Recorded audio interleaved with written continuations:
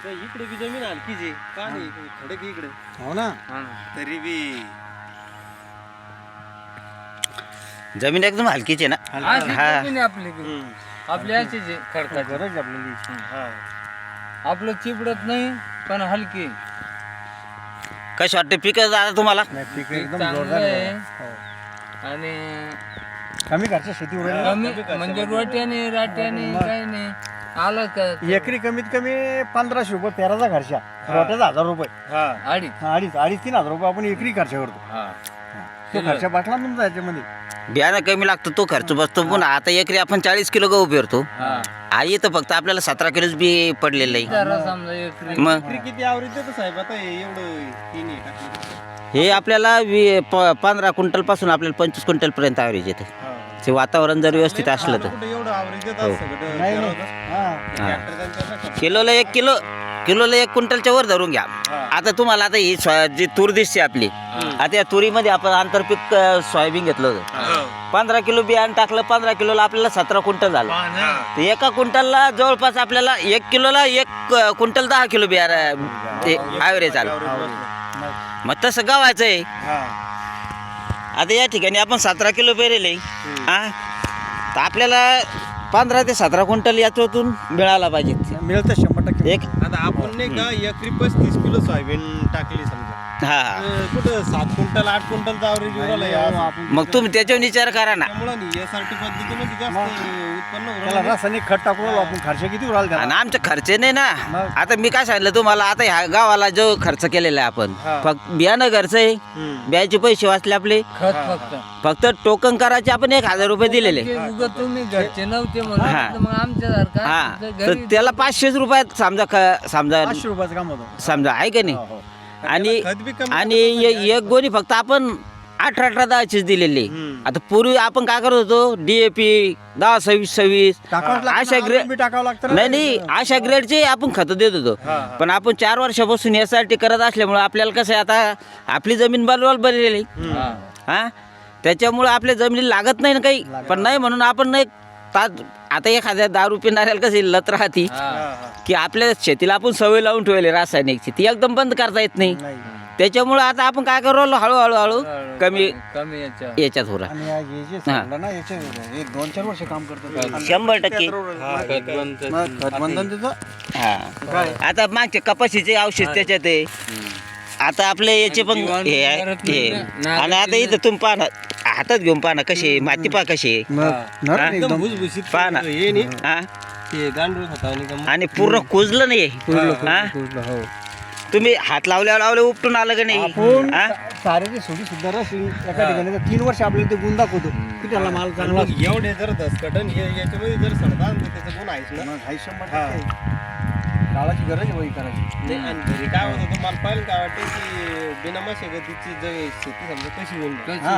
पण इथं आल्यावर समजलं की खरोखर बिना नाही अनुभव घेतल्याशिवाय कळत नाही. आता शेतकरी काय करतात, आपले जवळून जातात पण दुर्लक्ष करतात, पाहत नाही. आणि आज 300-400 किलोमीटरहून शेतकरी इथं पाहायला येतात आपल्याकडे. आणि याची काळाची गरज झाली ना. हा काय केलं बदलून घेतलं. आता परवा दिवशी वाशिमहून 10 शेतकरी आले आपल्याकडे. पहा वाशिम कुठे आहे वाशिम लांब. हा, बुलढाणा जिल्ह्यातून शेतकरी आले, अकोला जिल्ह्यातून शेतकरी आले.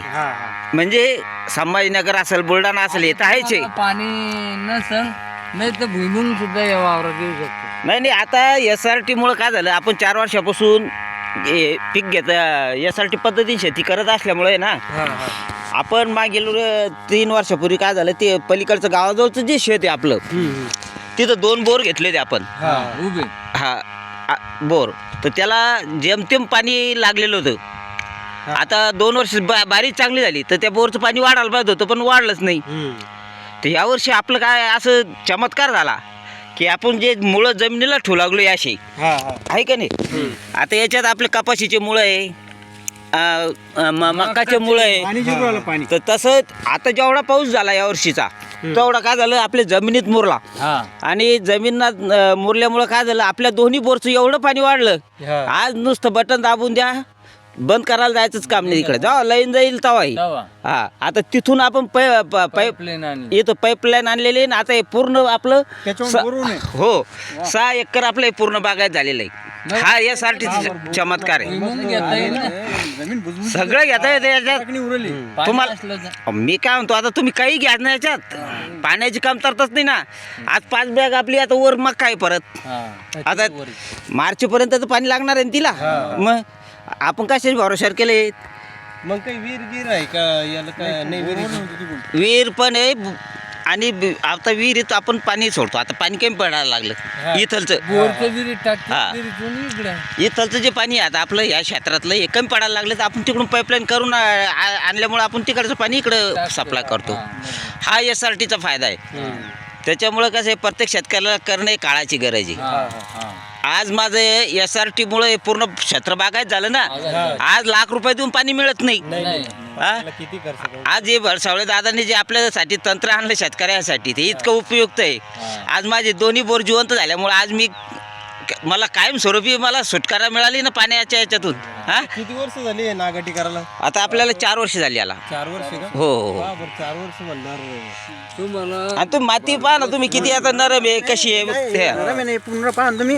हा हे पहा पहा ना उकरून पहा ना तुम्ही नरम झाली ना शेती खडकाळ आहे पूर्ण खडक खाली हा हे पूर्ण नरम आहे नाही काय नरम आहे खाली आणि जीवाणू मरत नाही ना नागाटी नाही झाल्या ना आपण काय करतो दरवर्षी नांगरण्या करू करू करू करू करू करू सगळे जीवाणू नष्ट करू लागलो ना जमिनीतले त्याच्यानं तुमची जमीन नापीक होत चालली तुम्ही पहा ना किती थंड हा. आहे त्याच्यामध्ये. त्याला पाणी बी जास्त लागत नाही. हा पाणी हे पहा, पाणी माती कमी.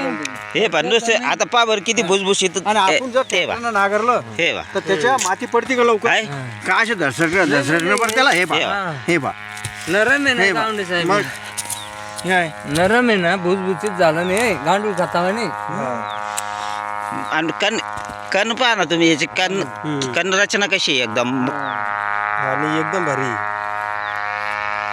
खाली जाम गोळा असेल याच्यात. नाही भरपूर आहे ते आताच हा आता शेतकऱ्याला बरं तुम्ही काय सल्ला देऊ शकता दादा आता शेतकऱ्याला आम्ही सांगतो तू कमी खर्चात शेती होऊ शकते होऊ शकते आता तुम्हाला भरोसा आला का नाही हा बरं चालेल हा बरं यायला सांगितलं तुम्ही करावा मी रब्बीचं करू राहिलो दादा 2-3 वर्षापासून हा आता मी मक्का लावला बा तुम्हाला बनवून मक्का चालेल ना चालेल ना आपण अद्रक काढली ना अद्रकीच्या वावरात त्या मक्का लावून देईल तुम्ही म्हणता तसं रोट्याने काही नाही काही नाही गरजच नाही. आता त्यांना ते मारून द्यायचं मक्कातलं.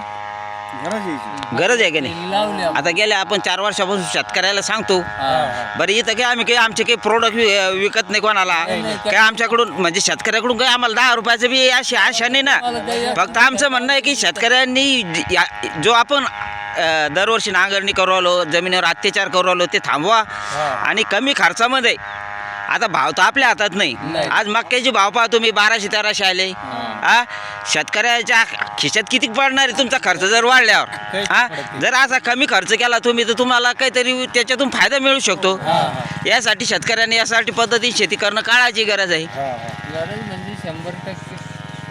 तुम्ही समाधानी आहे का दादा हे क्षेत्र पाहून समाधानी आहे मी आणि आम्ही पूर्ण करणार आहे असं पहिले तर करूच राहिलो थोडं बी याला थोडंफार, पण आता आणि एवढं ट्रॅक्टरनं नागरणी व खरणी हे करून बी काही उरून नाही राहिलं हा बरं त्याचं कामच अर्धा नाही. पैशात आपण नागाटी बरोबर. रोट्या नाही. नागाटी रोट्या ह्यो खर्च वाचून राहणार पूर्ण खर्च नाही. वाचतो 3,000 रुपये खर्च आहे आपल्या इथे. 25 ते 3,000 रोट्या आणि पेरणं आणि उत्पन्न बी एवढं म्हणा असं होऊन नाही राहिलं. उत्पन्न बी कमी होईल. बरं आता तुम्ही तुरीचं पीक पाहिलं एकदम जोरात तुरीचं पीक कसं वाटलं दादा एकदम भारी हा एकदम भारी 20 क्विंटल तूर व्हायला पाहिजे सोयाबीन करता तूर वाढ आहे का नाही आज तुरीचं आपण तुरीकडे दुर्लक्ष करतो हा शुल्लक पीक समजतो त्या तुरीला हा पण तेवढे भाव तर आज कोणत्याच पिकाला नाही नाही हा हा तुरी 5-7 8,000 रुपये भाव आहे ना आज. शासनाचे पक्के भाव आहे ना शासनाचे पक्के भाव आहे ना आज 8,000 रुपये सोयाबीनपेक्षा जास्त उत्पन्न व्हायला आणि मग सोयाबीन 17 म्हणल्यावर मस्त झाली ना पाहिजे. एकदम ज्या शेतकऱ्यांना SRT पद्धतीनं शेती करायची असेल अशा शेतकऱ्यांनी 80-07-15-50-44 या नंबरवर संपर्क साधावा ही नम्र विनंती. दादा तुम्ही खूप दूरून आमच्या शेतीला भेट देण्यासाठी या ठिकाणी आलात मी तुमचा खूप खूप आभारी आहे धन्यवाद.